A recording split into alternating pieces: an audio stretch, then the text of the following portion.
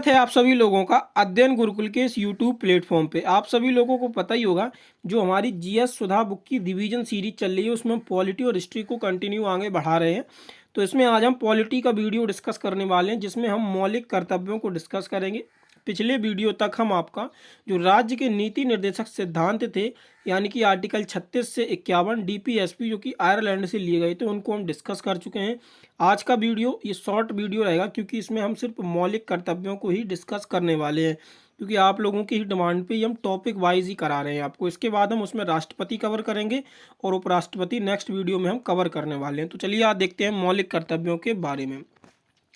मौलिक कर्तव्य जो थे, इनका उल्लेख जो है वो संविधान के भाग 4A तथा अनुच्छेद 51A में किया गया है। मौलिक कर्तव्यों को ये जो संविधान से प्रेरित है, ये रूस यानी कि रसिया के संविधान से प्रेरित है। कभी कभी आपको यूएसएसआर भी लिख के दिया जाएगा, क्योंकि वर्तमान समय में यूएसएसआर का विघटन हो गया है और जो रसिया ही है वही यूएसएसआर था पहले। जो ये अभी क्रीमिया अलग हुए, यूक्रेन वगैरह, इनसे ये अलग हो गए थे। तो वर्तमान समय में कि मौलिक कर्तव्य जो हैं वो रूस के संविधान से प्रेरित हैं। सरदार स्वर्ण सिंह समिति की सिफारिश पर मूल कर्तव्यों को संविधान में जोड़ा गया। तो जो मूल कर्तव्यों का सुझाव दिया गया था वो सरदार स्वर्ण सिंह की समिति थी, और जो स्वर्ण सिंह की समिति के द्वारा 8 मौलिक कर्तव्यों का सुझाव दिया गया था। ठीक है, और ये सुझाव जो था ये कब किया गया, जो सुझाव दिया गया था, क्योंकि 8 मौलिक कर्तव्यों का सुझाव दिया गया था, तो सरकार के द्वारा 42वें संविधान संशोधन के द्वारा 1976 में 10 मूल कर्तव्यों को जोड़ा गया संविधान में। 86वें संविधान संशोधन 2002 के द्वारा 11वां मौलिक कर्तव्य जोड़ा गया। 11वें मौलिक कर्तव्य में कहा गया कि जो 6 से 14 वर्ष की आयु तक के बच्चे को शिक्षा का अवसर प्रदान करना प्रत्येक माता पिता यानी कि पेरेंट्स का मूल कर्तव्य निर्धारित किया गया। तो वर्तमान समय में जो मौलिक कर्तव्य हैं ये आपके कितने हैं, तो ये 11 मौलिक कर्तव्य हैं। और 11वां जो मौलिक कर्तव्य आपका जोड़ा गया था वो 86वें संविधान संशोधन 2002 में जोड़ा गया था। अब हम देखते हैं जो आपके 11 मौलिक कर्तव्य हैं ये कौन से हैं, और अक्सर इनमें से प्रश्न बनता है, तो आप थोड़ा अच्छे से देखिएगा इनको। इसमें हम बात करें तो जो पहला मौलिक कर्तव्य आएगा वो है कि संविधान का पालन करें और उसके आदर्श संस्था राष्ट्रध्वज और राष्ट्रगान का आदर करें। मतलब संविधान जो है उसका पालन हमें करना है, और उससे संबंधित जितनी भी संस्थाएं हैं या आदर्श चीज़ें हैं या राष्ट्रध्वज और राष्ट्रगान है, उनका हमें जो है आदर करना है। तो आप ये पॉइंट समझ गए होंगे। मतलब संविधान का तो आदर करना ही है, लेकिन जो संविधान से जुड़ी चीज़ें हैं या जो आदर्श चीज़ें हैं उनका भी हमें सम्मान करना है, और संस्थाएं जो हैं उनका भी सम्मान करना है। साथ साथ जो राष्ट्रीय ध्वज है, राष्ट्रीय गान है, इन चीज़ों का भी हमें आदर करना है। दूसरा आता है देश की रक्षा करें, और देश की रक्षा करें और आह्वान किए जाने पर राष्ट्र की सेवा करें। मतलब देश की रक्षा करें, और अगर आपसे आह्वान किया जाता है कि देश में कोई इमरजेंसी है, ऐसी चीज़ अगर आपसे कहा जाता है हेल्प के लिए, तो उसका भी आप आह्वान करें। ये आपका दूसरा पॉइंट है। तीसरे में कहा गया कि भारत की संप्रभुता, एकता और अखंडता की रक्षा करें और उसे अक्षुण्ण बनाए रखें। मतलब आप कोई भी ऐसा कार्य ना करें जिससे देश की संप्रभुता, एकता या अखंडता को खतरा हो। इसकी आपको रक्षा करना है और उसको अक्षुण्ण बनाए रखना है। ये तीसरे पॉइंट में आपका कहा गया है। चौथा पॉइंट जो है वो स्वतंत्रता के लिए हमारे राष्ट्रीय आंदोलन को प्रेरित करने वाले उच्च आदर्शों को हृदय से संजोए रखें तथा उनका पालन करें। मतलब स्वतंत्रता के समय जो हमारे राष्ट्रीय आंदोलन हुए या उनके जो जननायक थे, उनका हमें सम्मान करना है, और उनसे जुड़ी जो आदर्श चीज़ें हैं उनका भी हमें सम्मान करना है। पांचवा जो पॉइंट है वो है, कहा गया कि भारत के सभी लोगों को समरसता और समान भातृत्व की भावना का निर्माण करें, जो धर्म, भाषा, प्रदेश या वर्ग आधारित भेदभाव से परे हो। ऐसी प्रथाओं का त्याग करें जो स्त्रियों के सम्मान के विरुद्ध हो। मतलब हमें भारत के जो सभी लोग हैं उनको धर्म, भाषा, प्रदेश या वर्ग में जो विभिन्नताएं हैं उनका सम्मान करना है। विभिन्नता में अखंडता, ये अक्सर भारत के लिए कहा जाता है, तो उनका हमें सम्मान करना है। और ऐसी जो प्रथाएं चली आ रही हैं पुराने ज़माने से, उनका हमें त्याग करना है जो स्त्री सम्मान के विरुद्ध हो। यह आपका पांचवा पॉइंट कहा जाता है। अगला पॉइंट आता है, छठवां पॉइंट है कि सामाजिक संस्कृति की गौरवशाली परंपरा का महत्व समझें और उसका परीक्षण करें। मतलब जो सामाजिक संस्कृतियाँ हैं, जो भारत की धरोहर या सांस्कृतिक चीज़ें हैं, उन परंपराओं का हमें महत्व समझना चाहिए और उनका परीक्षण करना चाहिए। मतलब उनके लिए एक हमें सम्मान के भाव से देखना है, ऐसी गौरवशाली संस्कृति या जो परंपराएं हैं उनके लिए। अगला पॉइंट आता है सातवां, सार्वजनिक संपत्ति को सुरक्षित रखें और हिंसा से दूर रहें। आप देखते हैं जब दंगा होता है तो अक्सर आपने सुना होगा कि सार्वजनिक संपत्ति का नुकसान कर दिया गया।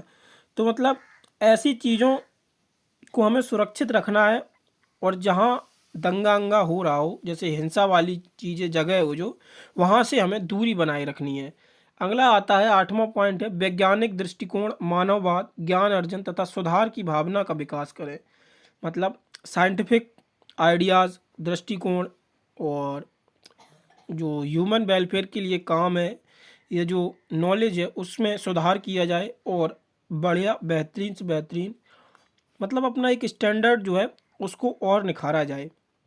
यह आपका आठवां पॉइंट कहता है। नौवां पॉइंट आता है प्रकृति पर्यावरण, जिसके अंतर्गत वन, झील, नदी, वन जीव सम्मिलित हैं की रक्षा करें और उसका संवर्धन तथा प्राणी मात्र के प्रति दया भाव रखें। मतलब जो प्राकृतिक संसाधन है, पर्यावरण है और जो वन जीव हैं उनके प्रति भी हमें, वन जीव के प्रति एक दुर्व्यवहार नहीं रखना है, उनके प्रति भी हमें दया भाव रखना है और प्राकृतिक चीज़ों की भी हमें रक्षा करनी है। और उनके लिए मतलब ये पॉइंट एज इट इज़ कहा गया है कि जो पर्यावरण है, वन, झील, नदी हैं, उनकी भी हमें रक्षा करना है और जो वन जीव हैं, पशु हैं, उनके प्रति भी हमें दया भाव दिखानी है। ये आपका नौवां पॉइंट है। 10वां पॉइंट कहा गया है कि व्यक्तिगत और सामूहिक गतिविधियों के सभी क्षेत्रों में उत्कर्ष की ओर बढ़ने का सतत प्रयास करें, जिससे राष्ट्र निरंतर बढ़ते हुए प्रयत्न पर उपलब्धियों की नई ऊंचाइयां प्राप्त करे। मतलब हमें ऐसे कार्य करने हैं, सतत विकास की ओर हमें अग्रसर होना है, जिससे आपका भी विकास हो। जब किसी राष्ट्र के लोगों का विकास होगा तो राष्ट्र का एक स्टैंडर्ड जो है वो अपने आप उसका विकास होगा। वो इसी कहा गया है कि हमें सभी क्षेत्रों में उत्कर्ष की ओर बढ़ने का सतत प्रयास करें, जिससे राष्ट्र निरंतर बढ़ता हुआ प्रयत्न पर नई उपलब्धियां और ऊंचाइयां प्राप्त करे। और 11वां जो आपका कहा गया है 6 से 14 वर्ष की आयु के बच्चों के माता पिता, संरक्षक जो भी हैं, उन्हें शिक्षा के अवसर प्रदान करें। इस कर्तव्यों को संविधान की 86वें संविधान संशोधन 2002 धारा 4 के तहत जोड़ा गया। मतलब ये बेसिकली पेरेंट्स के लिए जो है, जो पेरेंट्स हैं, माता पिता, उनके लिए इस आर्टिकल में कहा गया है कि 6 से 14 वर्ष के बच्चों के लिए शिक्षा जो है वो अनिवार्य कराएं। उन बच्चों को शिक्षा के अवसर प्रदान जरूर कराएं पेरेंट्स। ये आपका 11वें मौलिक कर्तव्य में कहा गया।